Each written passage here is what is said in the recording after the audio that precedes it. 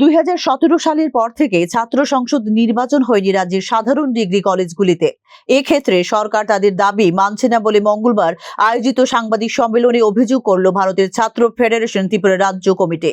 গণতান্ত্রিক পদ্ধতিতে ছাত্র সংসদ গঠনের জন্য অবিলম্বে ষষ্ঠ নির্বাচন প্রক্রিয়া সম্পন্ন করার জন্য রাজ্য সরকারের কাছে দাবি রেখেছে এসএফআই।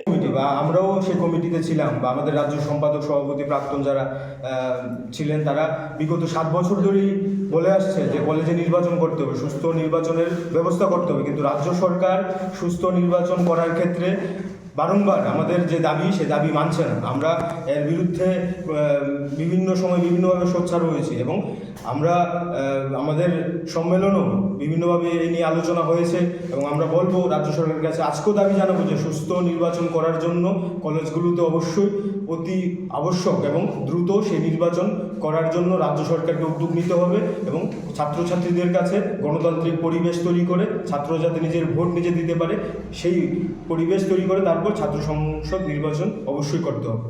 কেবলমাত্র শহর কেন্দ্রিক নয়, মফস্বল এবং গ্রামের বিদ্যালয় ও কলেজগুলোতেও সংগঠনের ভিত সংহত করার সিদ্ধান্ত নেওয়া হয়েছে বলে জানিয়েছে ভারতের ছাত্র ফেডারেশন ত্রিপুরা রাজ্য কমিটি। শহরকে কেন্দ্র করে না, আমরা সারা রাজ্যে মফস্বল থেকে শুরু করে শহর গ্রাম সব জায়গার মধ্যে এসএফআই এর যে আমাদের লড়াই আন্দোলন সেটাকে ছড়িয়ে দেওয়ার জন্য আমাদের কিভাবে কাজ করতে হবে তার জন্য এই সম্মেলনে আলোচনা হয়েছে। উল্লেখ করা যেতে পারে কৈলাসহরের 2 দিনের 21তম রাজ্য সম্মেলনের মধ্য দিয়ে নতুন কমিটি গঠন করেছে ভারতের ছাত্র ফেডারেশন ত্রিপুরা রাজ্য শাখা। দেশের সংবিধান, গণতন্ত্র ও ধর্মনিরপেক্ষতার রক্ষার লড়াই আরো জোরদার করা, শিক্ষা ও কাজের দাবিতে সংগ্রাম তীব্র করা, রাজ্যের প্রতিটি শিক্ষা প্রতিষ্ঠানে মতাদর্শগত চেতনায় সমৃদ্ধ সংগঠন তৈরি করা, শিক্ষাক্ষেত্রে অর্জিত অধিকার রক্ষায় ব্যাপক সংখ্যক ছাত্রছাত্রীদের সংগঠিত করে শক্তিশালী আন্দোলন গড়ে তোলার বার্তা দিয়েছে নতুন এই রাজ্য committee. Bureau report, news now.